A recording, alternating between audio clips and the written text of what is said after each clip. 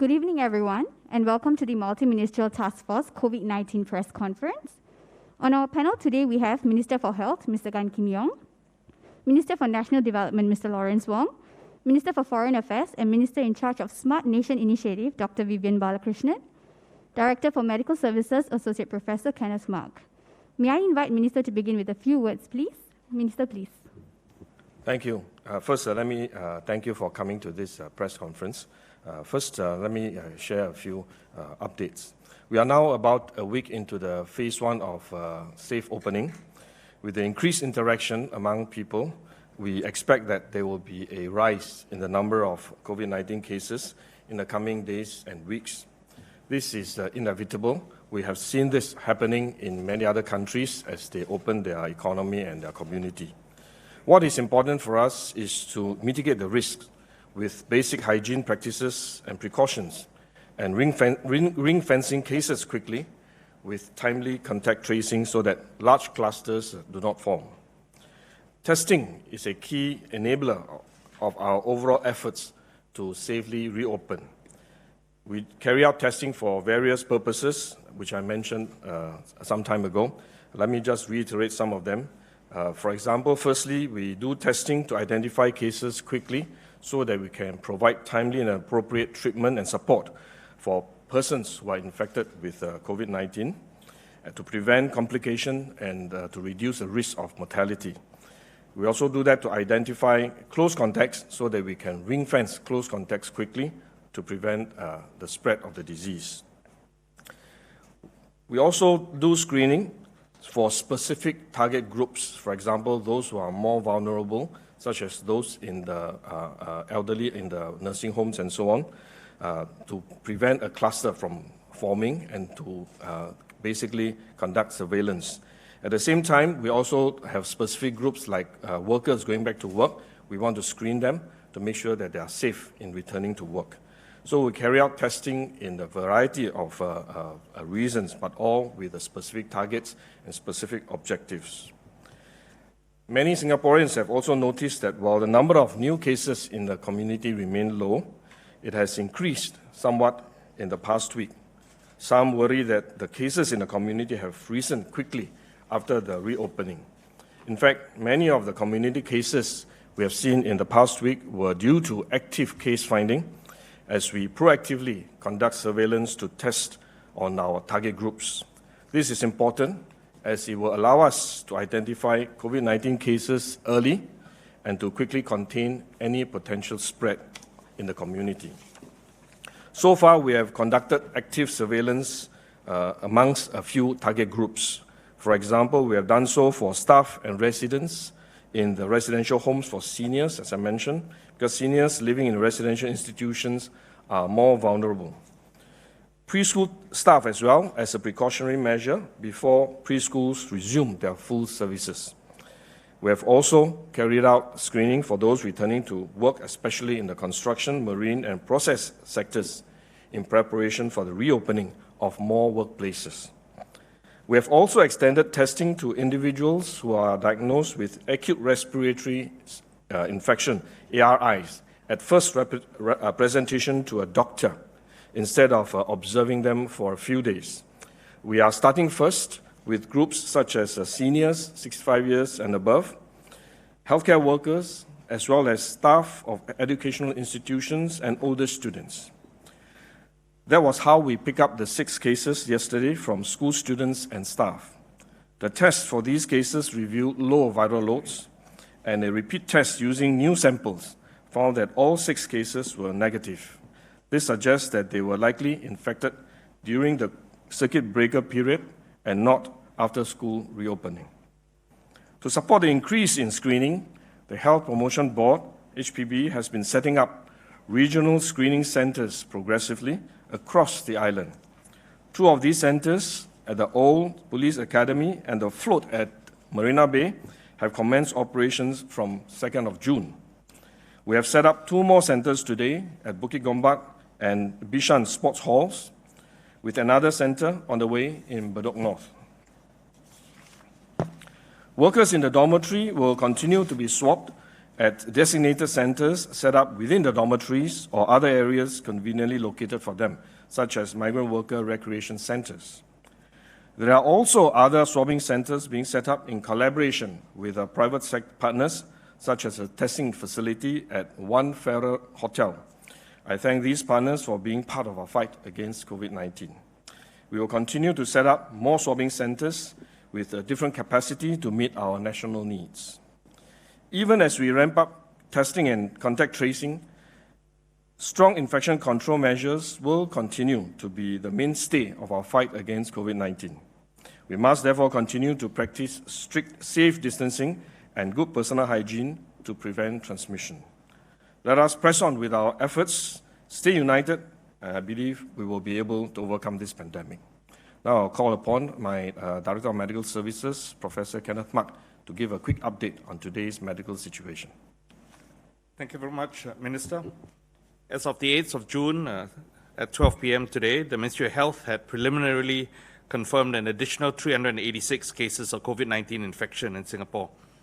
The vast majority are work permit holders residing in foreign worker dormitories, and based on our investigation so far, there are 2 cases in the community, of which one is a Singaporean and the other is a work pass holder. But we're still working through those details, and further updates will be shared via the press release that the Ministry of Health will issue later tonight. Thank you. Good evening. Let me just say a few words to add to what Minister Gan had shared just now. A week has passed since we exited the circuit breaker.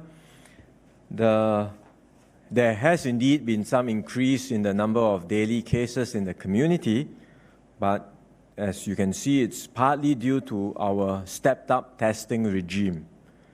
On the whole, our assessment is that the situation over the past week remains under control, and the new daily cases are within expectations. So we will continue to monitor the situation over the coming week, and as we have explained before, by the middle of the month, we will decide on whether or not to make the next move to phase 2. Meanwhile, we should continue to take all the necessary precautions and safeguards in order to keep community transmission low. We appeal to everyone in Singapore that our mindset should not be to exploit each and every rule to the fullest possible degree, but really to understand the spirit of the regulations and to continue to uphold the precautions, stay home wherever possible, minimize contacts to the largest extent possible. Some people ask, but I'm going to work and I already see many people on public transport. So if that's the case, why can't we open up relax the measures for me to see more of my family and friends? I understand why these comparisons are made, but I think we need to better understand that the settings and risk are very different. In public transport, the fact that we are allowing people to return to work, to go back to schools, means that inevitably there will be more people using public transport. And when that happens, it will be hard to maintain that physical distance between one another. We've highlighted this when we went into the phase 1 of the reopening. We knew that this was going to be difficult, and we explained that it was potentially not possible to maintain a physical distance. And that's why we take other precautions, including wearing of masks, including requiring people not to talk when they are on public transport, and step up the cleaning of the trains and the buses. So with all of these measures, we can minimize the risk on public transport. In any case, the public transport journeys are not long. These are transient risks, but with these additional precautions, we are able to minimize the risk further and ensure that public transport journeys are safe. But social interactions are of a different magnitude of risk altogether. When we gather together, whether to talk, to interact, to have a meal together, the risks are much higher. And the evidence we have for cases in Singapore and also the evidence around the world shows that the vast majority of cases, of infected cases, are typically spread by these few events that involve social interactions and gatherings. And that's why we have been much stricter on limiting such social gatherings in phase 1. So when you look at what we have in phase 1 overall, I think we need to look at the overall suite of measures we've put in place. We want people to return to work, children to go back to schools. We have safe management practices and measures in these settings, but overall we remain quite tight, particularly in terms of limiting social interactions and gatherings. And if we all do our part to comply with the measures in phase 1, we will be able to keep community transmission low and stable throughout this period, and it gives us a much better chance of getting into phase 2 early. There are 2 critical enablers for us to continue to control the infection through phase 1 and even beyond phase 1, and we've highlighted these before. Testing, which we are continuing to ramp up, and now we're putting in place these screening centers in the community. And second, contact tracing. We've also beefed up our manpower and contact tracing teams, and we are using technology to help us do faster and more effective contact tracing. And that's why we've also invited Minister Vivian here to share more about what we are doing on this front. So I hope everyone understands where we are today and where we are heading. We have highlighted the roadmap before. So far, we are still proceeding on track to that roadmap, and we look forward to everyone's cooperation to help us keep transmission under control. Thank you. Thank you. I'll now invite Dr. Vivian Balakrishnan. He's overseeing our development in the technology side, and he will share with us how we are using technology to strengthen our capability in contact tracing. Thanks, Kim Yong. Good evening, everyone. I'm here, a guest appearance today to deal with some of the issues and the questions that have arisen with respect to the digital tools that we're using for contact tracing. I basically just want to make 3 points. The first point is that good contact tracing is absolutely essential if we are to break this chain of transmission that characterizes this COVID-19. It enables us to quickly identify the patient, to provide treatment for the patient quickly, and to isolate them so that the patient does not infect other people. For everyone else who's not yet a patient, it is in our own interest to know quickly and early whether any of us have had close exposure to a patient who is COVID-19 positive. Why is this important? Knowing that we've been exposed enables us to take appropriate precautions for ourselves, and equally important, to take precautions so that we, in turn, do not inadvertently convey that virus to our own family members, our close colleagues, and our loved ones.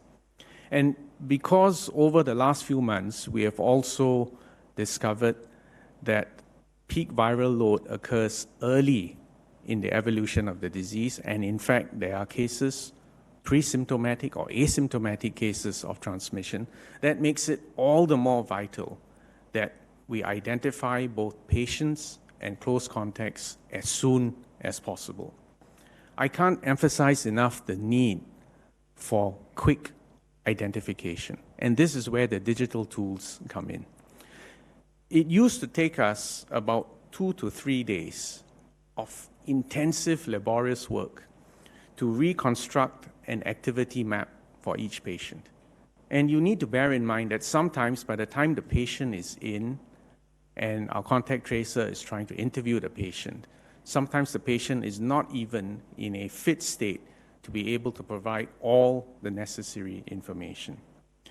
But today, with the digital tools which we have made available, I'm glad to be able to report that it now takes us less than a day from the identification of a patient to issuing the necessary quarantine orders to that person's contacts. This reduction from 2 or 3 days to less than a day makes a crucial difference. And it is even more important now that we are opening up. We're no longer in a circuit breaker. People are going to work, people are taking public transport, people are interacting more. This ability to move and identify quickly has become even more crucial. Now, one very useful tool so far has been Trace Together. And as of today, we have almost 1.8 million people who have downloaded and activated this app. 1.8 million in our context means about 1/4 of our population. And this, I must stress, has been on a voluntary basis. Now, we all know that in the case of the efficacy for these apps, the higher the proportion of people who've downloaded and are actively using it, the more efficacious it becomes, and that increase is exponential.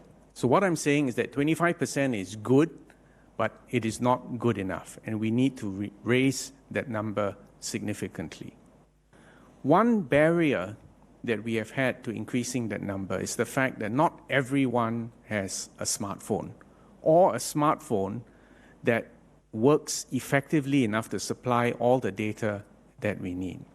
So that's why we took a decision to expand the Trace Together program to include a device which we are going to call Trace Together Token. The device will operate and function exactly the same way Trace Together on a smartphone does. So here's where I need to emphasize and repeatedly emphasize. It is not a tracking device. It is not an electronic tag, as some internet commentaries have fretted about. In particular, and here to be technical, there is no GPS chip on the device. There isn't even any internet or mobile telephony connectivity. And what this means, if there's no GPS chip, the device cannot track the location or movement of any of us. Secondly, because there is no internet connectivity, there is no possibility of data being uploaded without the participation and consent of the user. So this is a crucial dimension that needs to be emphasized and re-emphasized. And the next thing which I need to emphasize again, to come back to Trace Together and how it works, is that the data that Trace Together, both on the phone as well as on the device, captures is only Bluetooth proximity data. And that data never leaves the device or the phone. It is encrypted. It is stored for up to 25 days and automatically deleted. The only time the data leaves the phone or the device is in the unlikely event that you are diagnosed with COVID-19. Then and only then is the data uploaded to MOH. And in the case of the device, you actually need to have physical possession of the device in order to hand over the data to MOH. And only a very limited, restricted team of contact tracers will have access to that data in order to help reconstruct the activity map, to jog your memory, and to work out the full range of interactions which a patient may have had. So it's worth emphasizing that there isn't one big, giant, centralized database. In fact, the data is decentralized and encrypted on phones and on devices, and only uploaded if it is positive. So again, I want to emphasize there is no electronic tagging, there is no geolocation tracking. This is only purely focused on Bluetooth proximity data and only used for contact tracing. One other point which has arisen is about data protection. Well, as I said earlier on, the first point is that there isn't one big, giant central database. Second, even the finite silos of data that are uploaded are protected by the public sector data security recommendations. The review committee will continue to oversee this and oversee this very tightly. All the officers involved are covered by the Official Secrets Act.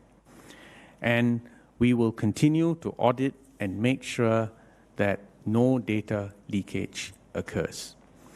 We will continue to test the devices, test our systems, and remember, ultimately, the real test of the pudding is whether we can shorten the time from identification of a patient or close contact to isolation, bring down the effective reproduction number of this epidemic, and also reassure people that we are getting the balance right between protecting public health and protecting personal privacy.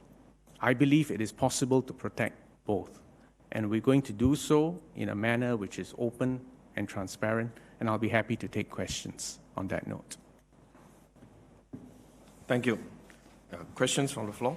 Thank you, panelists. We will now begin with the Q&A. Members of media, please remember to use the raise hand function if you would like to ask a question. Please only ask one question to allow more to participate. Please note that contents from the press conference are embargoed until after the end of press conference. We will announce when the embargo is lifted. May we have the first question from Timothy from Straits Times, please? Hi, thank you, Ministers, DMS. Now, I'd like to ask about testing. You mentioned that the testing criteria has been extended to those with ARIs. Can anyone refuse to be tested, for example, at the GPs? And are the testing centers for PCR or serology tests and for first-time or repeat and regular testing? Thank you.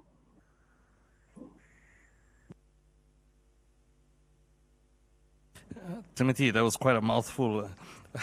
Would you like to perhaps repeat that but slowly?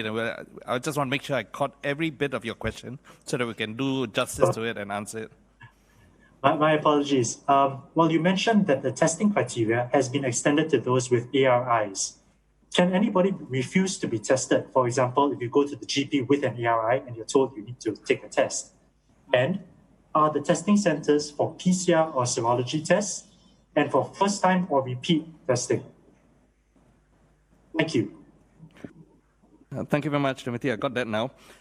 Yes, we expanded the criteria, the suspect case criteria, which we use to inform and guide our family physicians, our doctors, in deciding when to test. And certainly, if a person comes to see a GP and fulfills these criteria, the GP will encourage that patient to undergo testing. And if the individual refuses, the GP would continue to counsel, to strongly encourage. But at the end of the day, the GP will not be able to force that particular person to undergo testing at this point in time.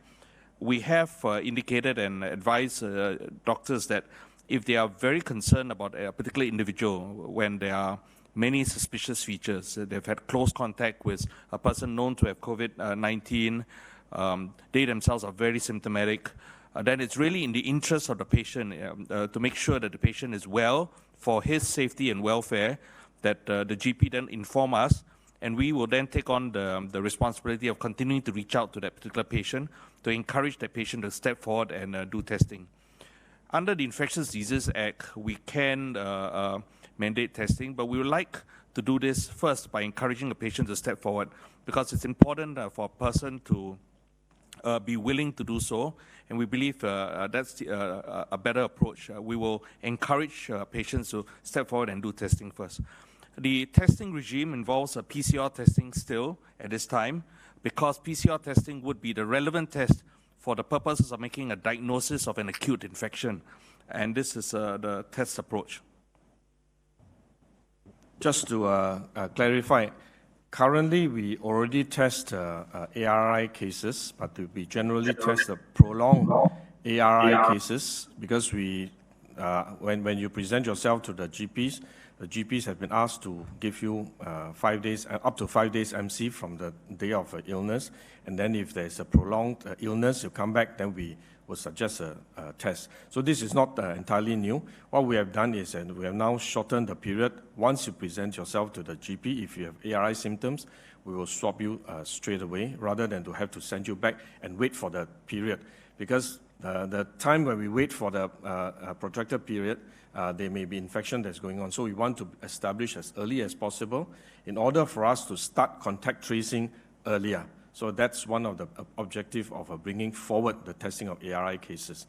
And this is also important to underline that one of the objectives of this ARI testing is to also to protect your family members and your friends whom you have been in contact with. So it is not just for purposes of public health, for MOH purposes, but also for proper treatment of the patient and to allow us to do contact tracing to protect your family members and your friends as soon as possible if you are confirmed a positive case. So we urge patients to cooperate with us. So far, we have not had to enforce our infectious diseases legislation. We have the powers to do so, but we prefer not to use it because we need to continue to have the support and cooperation of the patients, because we also need him to help us recall who his contacts are so that we are able to proceed with the contact tracing. So I think this doctor and patient relationship is very important for us to preserve as much as possible. Thank you, Minister. Thank you, DMS. May we have the next question from CNA? Jalela, please.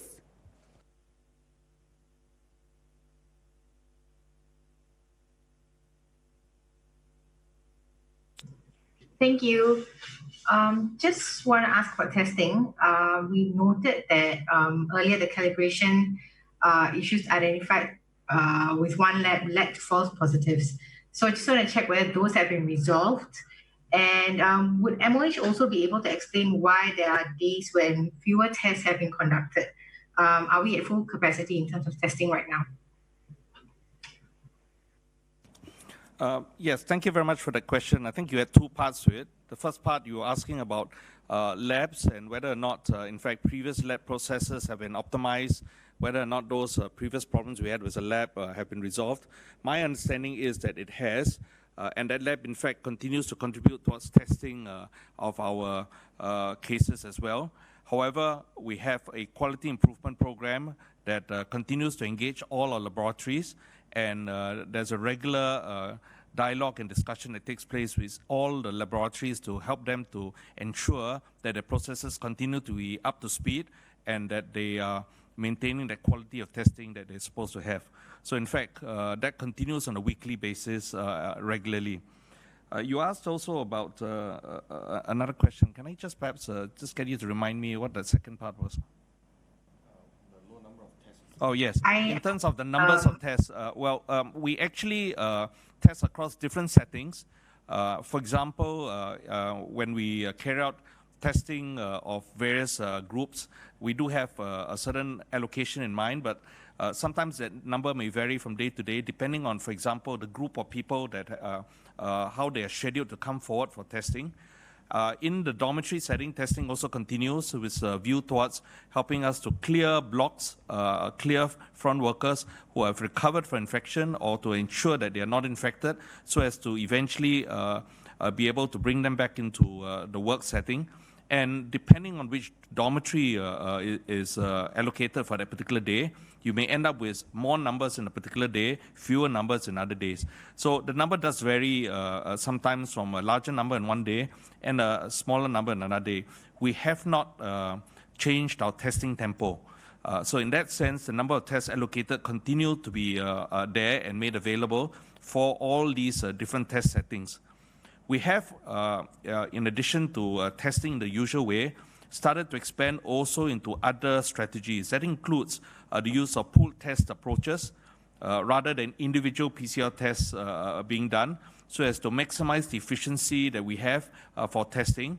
And that contributes to an increased mileage, so to speak, extends the reach that we have with the test kits that we have available. Thank you, DMS. Can we have the next question from Tapao? Soon Kiat, please. Hi, good evening, Ministers and DMS. Soon Kiat from Zapao. My questions are for Dr. Balakrishnan with regard to the devices. First, when's the earliest that we can expect the devices to be rolled out? Second, how would they be distributed to the masses? And thirdly, would the use of such devices be mandated by law, given that the take-up rate of the Trace Together app is low since it's optional? Thank you. Thank you. First question is on when. The first batch will probably be delivered in the latter half of this month. So we will roll that out progressively at that point. And as I said, we are focusing on digital inclusion, which means those who currently don't have a smartphone or don't have a smartphone that works well enough to provide the necessary data to MOH. The second question is on how it will be distributed. Well, I will say that we've now got quite extensive experience with distribution to the population. So I'm sure we'll rely on similar means, basically through the community centers and so on, depending on where it is needed and depending on our priorities at that point in time. Your third question, which is on whether it should be mandated. Well, let me start from first principles. Today, we have 25% on a voluntary basis. Do I believe that we can increase it further on a voluntary basis? I believe we can. We need to educate, we need to reassure, we need to demonstrate to people the value that comes from downloading and using it for yourself, that you are helping to protect the community, you're protecting your own family, and even for yourself, because as I said earlier, if you have the app or the device, if you have been exposed to someone who's positive, you may not know that, the person may not know that, but the system will be able to inform you of that. So I still believe that if Singaporeans if we explain it and explain it well and persuade Singaporeans, we can still increase its usage significantly. Secondly, the fact that we now have devices which will also make it more inclusive is another opportunity to increase it further. My third point, it may sound a bit more philosophical, but with the permission of the two co-chairs, when you're controlling a pandemic like this, actually there are many aspects of it you cannot legislate. You can have rules, you can pass laws, you can enforce it. The majority of people will comply with both the spirit and the letter of the law. And unfortunately, a minority sometimes will try to find loopholes. Actually, the same principle applies even for contact tracing, or even for testing and the doctor-patient relationship. If we can get a spirit of trust, openness, compassion, mutual responsibility, and we can get our population to understand that and subscribe to it and act on that impulse, our ability to overcome this pandemic will be so much greater. So what I'm saying is I'm going to do my best to try to push the participation rates up without having to go down the mandatory route. Whether or not circumstances will ever worsen to the point where MOH may say we have no choice, that is something which we cannot predict at this point in time. So I hope you understand what is more important to understand is the spirit behind what we are rolling out and why we are doing what we are doing. And if there's feedback, if there's concerns, if there is genuinely held anxiety, it is our duty to address it, to respond to that, and if need be, to make changes to the execution plan. Thank you, Minister. We will now have the next question from Financial Times. Stephania, please. Hello panel. I was wondering if you could give us any update on the discussions to set up green lanes for travel between Singapore and other countries. Obviously, there were announcements with regards to the agreement with China's 6 provinces, but could you give us any other update on other agreements you might be close to finalizing or ready to be launched? The discussions are underway. We've explained or we've shared some of the countries that we are having discussions with. So as and when we are ready to announce when these green lanes have been established, we will certainly share the good news with everyone. Our basic principle is that we are looking to establish more green lanes with selected countries where the infection is under control. We have explained or we have shared before which are the countries that we are having discussions with. And we've also talked about what the protocols will be like, where testing is done. And so with the test done, the travelers will be able to travel essentially for work reasons. So we are limiting to these work travel, and the numbers will be controlled. So that's the basic principle, and we expect as we continue with these discussions, and if the conditions permit, one country bilaterally, but more countries eventually over time, and perhaps at some stage the green lanes may expand to travel bubbles for the whole region.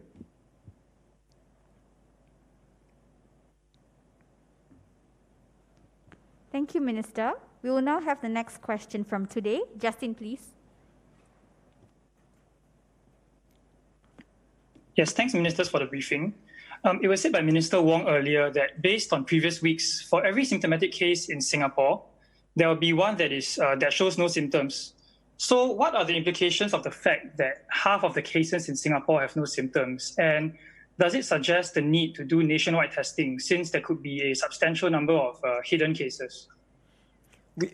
So this is what we have found, based on our recent observations, that for every symptomatic case, we see at least one case that's asymptomatic. And it's partly the result of our stepped-up testing. We've been doing more tests in the community. We've been doing more tests for nursing home staff and residents, for preschool teachers. And we are continuing to do this stepped-up testing across the board. I think the question of should we test everyone in the population? Well, ideally, we would like to test everyone, but when we talk about mass testing, we are still approaching this with a view towards understanding the risk and applying the tests where we think the risks are greatest. So we are doing testing for suspect cases. We are expanding the list of contacts. We are testing all of them. We are testing now those with respiratory symptoms.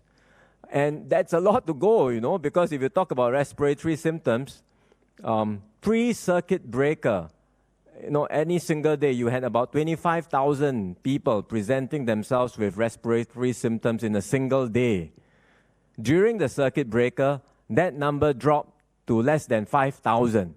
It shows the success of the circuit breaker in stopping not only COVID-19, but all infectious diseases. So it reduced drastically.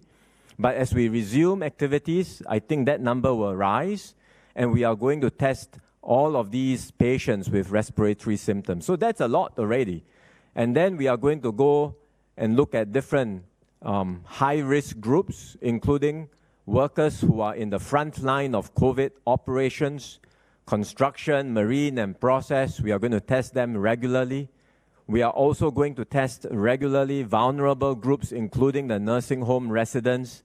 So when you look at these priorities and risk, there is a lot to go around. So we have to focus on these groups, apply the test, and again, if our test capacity increases, certainly we will bring in more people to be tested. So that's our strategy. We are going for mass testing, we are going for large-scale testing, but we are still applying the test in a strategic and deliberate manner based on risk and based on where we see the test would yield best results? I should add that I think this question has been asked almost every press conference. I should add that you have to always bear in mind there's an incubation period. So even if you test the whole population today, it doesn't mean that they are not infected. In fact, some of them would have been infected, but not the viral load may not have risen to a level that is detectable. So if you do a population-wide testing, the risk is that those who are tested negative today will feel that they are safe and they go about doing everything and forget about safe distancing, and in the course of that, infect others when they become infectious. So it is important for us to deploy our testing strategy in a very targeted way, focusing at a risk-managed approach, focusing on those that has a higher risk or has a higher probability of being infected, so that we are able to detect cases as we go along. And to the extent possible, we test as much as we can in this very targeted and strategic way, but you will not be able to pick up every case in the community, as experienced in many other countries. In fact, in some countries, the detection rate is significantly lower than what we are seeing here today. So we do what we can to detect as much as we can, and therefore contact tracing is very crucial, because contact tracing will allow you to test in a very targeted way, even when they are asymptomatic. Some may be pre-symptomatic, some may be truly asymptomatic. They would have been infected and never have symptoms throughout the whole course of the infection. But through contact tracing, we will then be able to monitor them and test them in a proper way so that we are able to pick up cases even though they are asymptomatic. As you have seen, we have done quite a few screening exercises, and through these exercises, we were able to pick up cases that would have been infected, not currently, but maybe some time ago, and they have not had any symptoms throughout their course of an infection. By now, they would have recovered, but we still are able to detect them, partly from serology testing and partly from contact tracing to allow us to do that. And therefore, contact tracing plays a very important part in allowing us to detect those that are asymptomatic. Just to reinforce and to extend what Ministers Wong and Gan had actually mentioned, the most important strategy when it comes to dealing with asymptomatic cases in our population is not community testing on a wide scale. The most important strategy remains the discipline for safe distancing, mask wearing, which aims therefore to protect each and every one of us from people who are asymptomatic. And if you are asymptomatic and infected, it serves to protect those around you and minimize the risk that you are spreading infection to other people. So that, in fact, is the most important set of measures that we can take to prevent spread from asymptomatic cases, and less the issue with regard to community testing. Thank you, Ministers and JMS. We'll have the next question from Channel 8 News. Kari, please. Hello, hi. I understand that today Malaysia announced that the discussions are underway with the Singapore government to allow Malaysians to travel to Singapore for work. So we'd like to ask, what are the details you all are discussing? Are you all looking at any specific industry workers that can come into Singapore first? When likely the announcement will be made? Thank you. So this is, again, part of the ongoing discussions that we have with different countries, including Malaysia, our closest neighbor, because of the large volume of human flows, not just by air, but also through the land crossings. And the same principle will apply, right? That we welcome these human travelers. We want to see a resumption of travel, but it has to be done in a safe way. And that would mean looking at testing protocols in place on both sides before the travelers can come back and forth. And also looking at that if not all of them can be done through testing, then some groups may have to be done through a quarantine period, a combination of both. But it's regardless whether it's testing or SHN or quarantine requirement, measures and safeguards and precautions have to be put in place to ensure the resumption of safe travel between Singapore and Malaysia. So we are discussing all these with our Malaysian counterparts, exactly how many people, what kinds of protocols will be put in place, and then which industries. The I think we are quite clear it's not going to be going back to where we were before the circuit breaker or before COVID-19 hit us. We're not talking about large volumes, daily commuters coming in and out freely. That situation, we are not going back to that situation, right? So we are talking about resumption of travel, but in a controlled manner and in a safe manner for both sides. And that's in our mutual interest. Thank you, Minister. We'll have the next question from Power 98. Andrea, please. Hi, Ministers. I just have a question for Dr. Balakrishnan. So, will safe distancing or any kind of offences that are detected from the device combined with other programs like safe entry and all that, will they be prosecutable?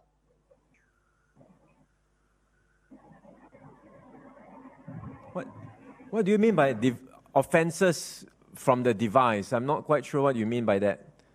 So the device doesn't have any like tracking and all that, as Dr. Balakrishnan mentioned. But if combined with other things like safe entry and all that, where there is data that tracks where you are, where you check in and all that, if there are offences such as not wearing a mask and all that, will they be will they be prosecutable then? No, I think let's take this separately. The wearing of mask, if it's a completely different matter, right? And I can't imagine how a Bluetooth device can detect somebody not wearing a mask to begin with, but there is no intention to use a Trace Together app or a Trace Together token as a means of picking up breaches of existing rules.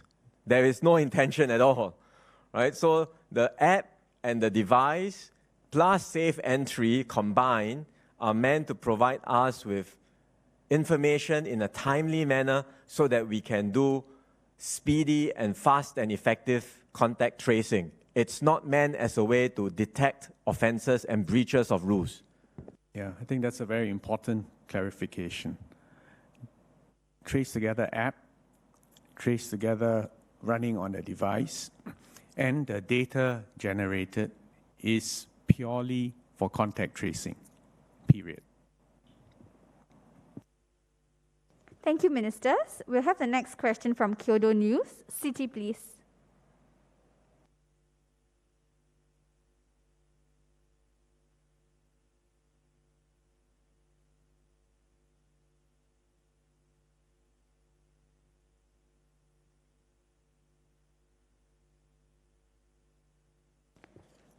Siti, will come back to you. We will now take the next question from Tamil Murasu. Venga, please. Hi. So the task force has been quite clear that when we seeing the resumption of activities in Singapore, that the community cases will rise and we can expect to rise. And we have recently seen places like Mustafa, Tampines Mall, and places where people visit, where COVID patients are visiting, people with COVID are visiting these places. So do you think that, people in general should fear going to these places where there have been cases of COVID-19, patients going to such places? So generally, do you think, people should fear, or if not, why so? I ask the DMS to elaborate, but generally, by the time we identify the patient, confirm a patient that is infected with COVID-19, and we do contact tracing and identify the places he has been to, he is no longer at that place. And therefore, it is unlikely that if you avoid or if you visit that place, you're going to be infected by this patient because he is no longer at that place. He's probably in our care facilities, either in the hospital or in the CCF. Therefore, there is actually no risk. And once we identify the patient, and when there is a risk in the venue, like his homes and his workplace and so on, we will do a thorough deep cleaning at the affected places to render it safe so that the workers and his family members can go back and continue where they are. So for places like Mustafa or shopping center that he has been to, there's generally no risk. The risk doesn't exist because of this patient, because he's no longer there, and it's probably quite a few days before that he has been there. The purpose of us putting it up in our notices is not for people to avoid these places, but more for people who have been to these places during the time when the patients were there, so that we can identify who you are, because the contact tracing, as I said, may not be exhaustive today because we haven't got the devices ready. So therefore, this will help us to encourage people who have been there during that period of time to come forward if you are unwell, so that we can administer the appropriate test to determine whether you have been infected. This is part and parcel of extended contact tracing beyond the recall memory of the patients. So say, for example, you may be in the restaurant and at a particular time when actually someone is actually just seated next to you, he may remember that he's been there, and then if he's not well, he can come forward and we can do a proper test to determine whether he's infected. But it is not meant to discourage people from going, because the fact is that the patient is no longer there by the time we do the contact tracing and we announce the places.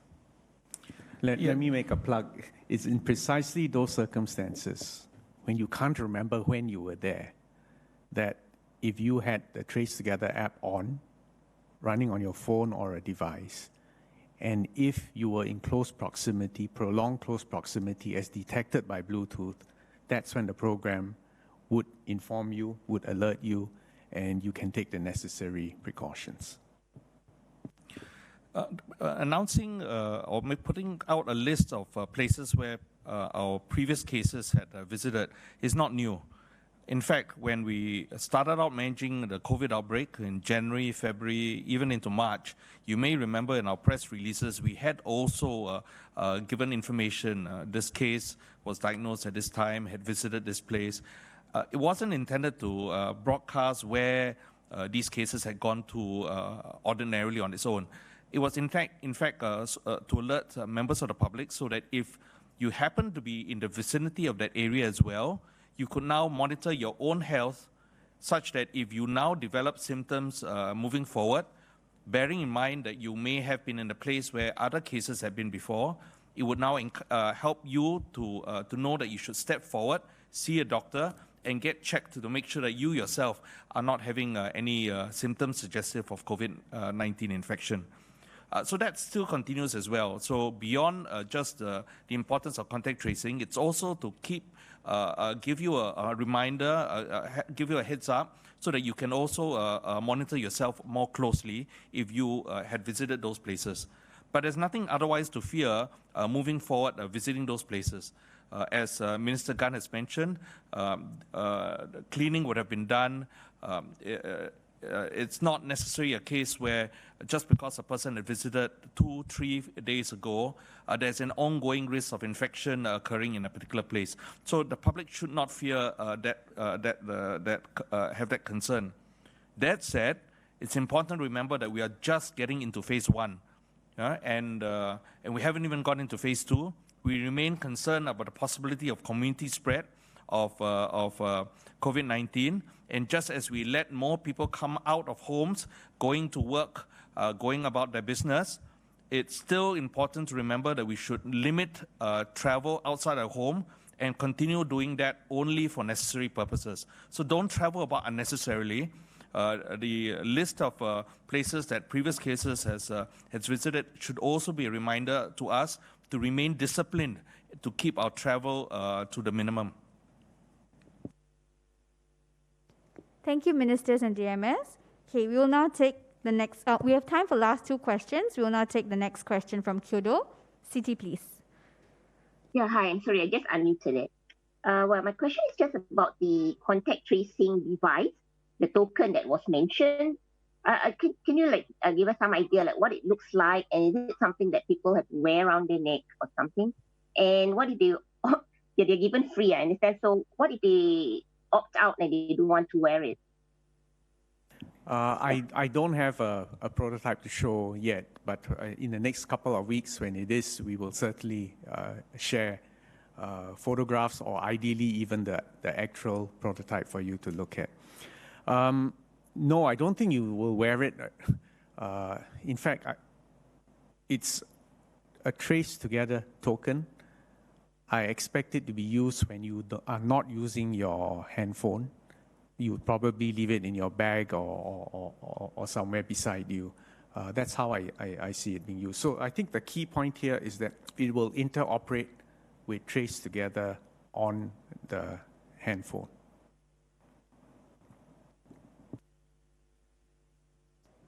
Thank you, Minister.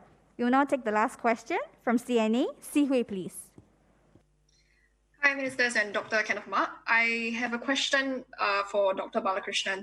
So 1.8 million people are on the app. Is there an aim as to how many people you'd like to get on the Trace Together app and by when? And as our borders open, will visitors be also using the Trace Together app? And how do we ensure that they don't misuse it or collect some data and then bring it back to their country? Good, very good questions. Because this is in fact an expansion of the existing Trace Together program, the question is not so much just how many people will be using devices, it's how many people are participating in the Trace Together program. I've explained today we have about 25%. That mathematically is still too low. Ideally, I would want it to be above 75%. And as I've said, this will involve a lot of persuasion, education, explanation, and reassurance, and we will continue to do that.